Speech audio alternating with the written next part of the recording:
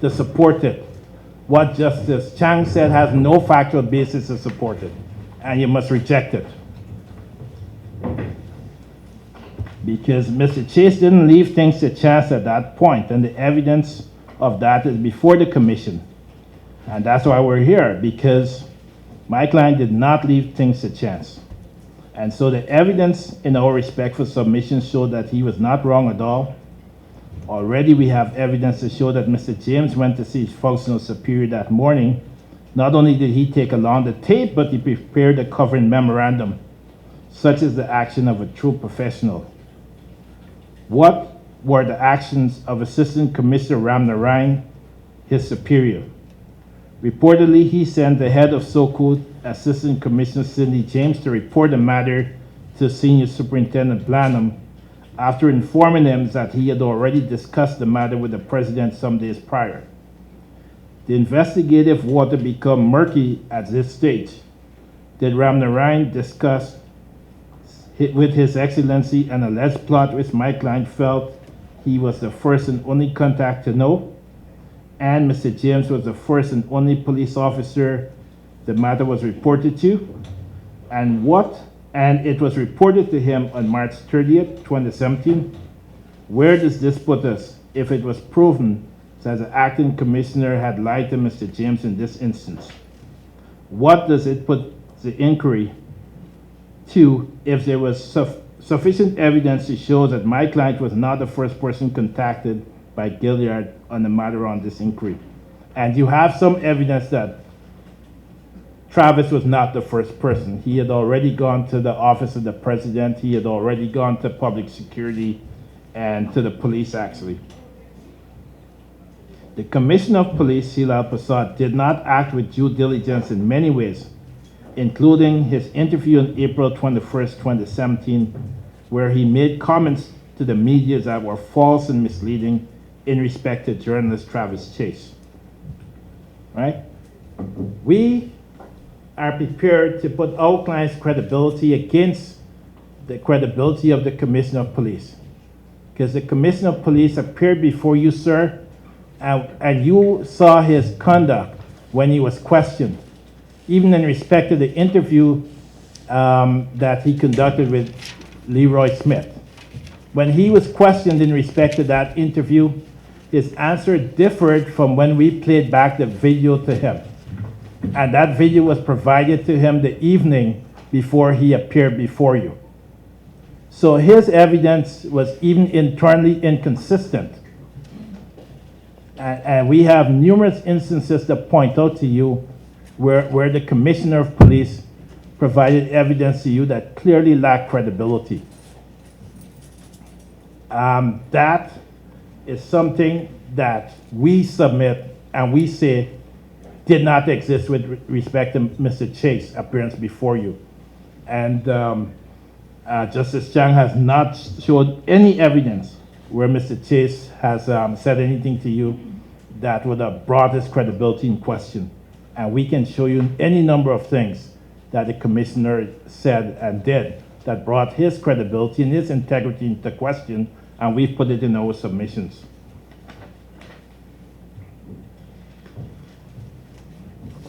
I mean, one fundamental thing is the commissioner did not review the DVD. He didn't review the DVD of Travis Chase. He said he wasn't aware of the DVD being on file. He didn't review the file before he sent a briefing note to the president. Any number of things here that cause serious questions in respect to the commissioner's conduct. Now, I'm going to jump through my submissions so that I don't take 45 minutes. So it's now 11:41 and 19 minutes. So I will finish before noon. Thanks, Mr. Pieters. You're welcome, sir. That's your decision. Yes. Well, you have my written submissions, so Yes, I I do. should not burden you with a fulsome hour or two of submissions.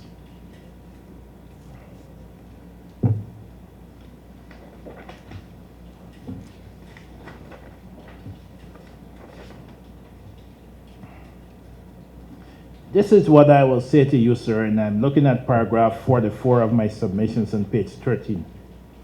It is our submissions that the evidence adduced during the commission of inquiry clearly demonstrates a course of calculated, coordinated, and deliberate conduct to minimize the evidence that would support any claims made by Gillard and enhance any claims made by Can that the report of the complainant was false or fabricated.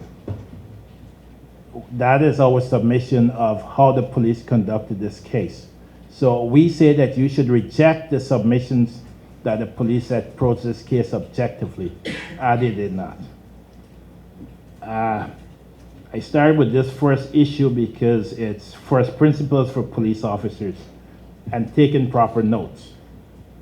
In this case, you have 24 Standing Order 28.4G and 28.7 that clearly speaks to a police officer taking notes and a police officer having notes to be presented to a court when he or she appears before a judge or a commissioner such as yourself.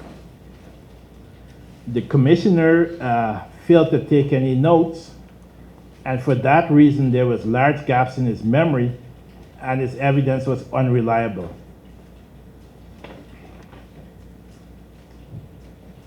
His pocketbook should have been the first method of recording investigations, arrests, and other significant events. And I'm not going to take you through the transcripts because you have the evidence of the commissioner in this respect. But the fact that he made no notes in this matter, we say were calculated and deliberate on the part of Mr. Prasad. And we say that because he's a very trained investigator and a very experienced investigator. And you've heard that he went to the FBI Academy. He's trained in by the Scottish Police. So his omission to make contemporaneous notes of an important event cannot be dismissed as something that wasn't significant. It is very significant. And I put it to him, and it's true even today. It's a significant neglect of duty where you have a serious allegation to assassinate the president of a country and the commissioner of police made no notes.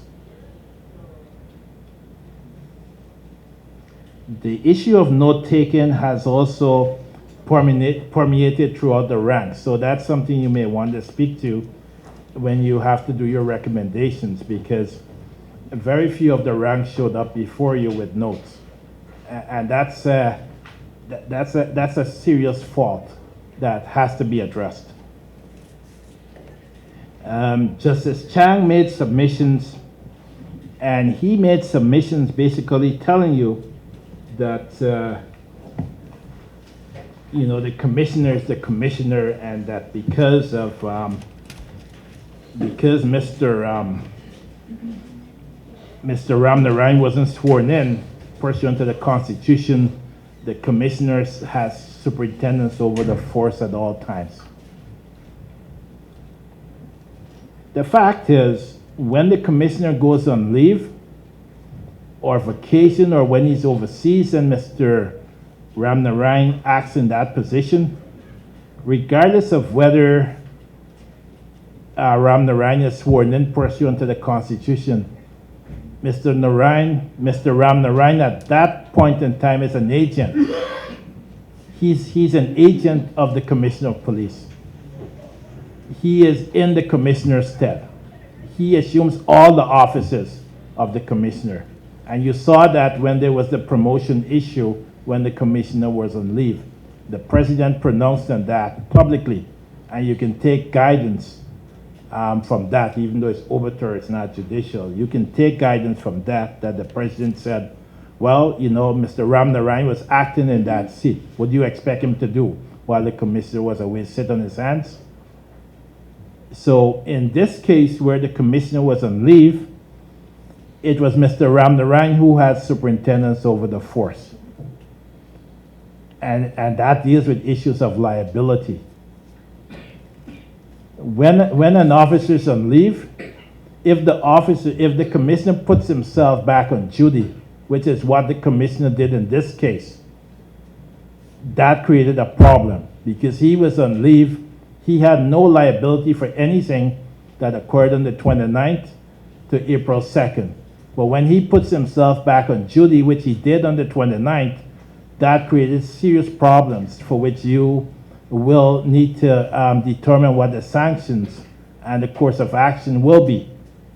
But we're saying, and it starts from page 16, paragraph 53 of our submissions, we're saying that the commissioner of police interfered with the major crime unit investigation. And we're saying that he did that when he spoke to Inspector Narayan. And he told you this, he says, well, the culture of the force is for subordinates to act on suggestions of superiors. Right? That's what he said.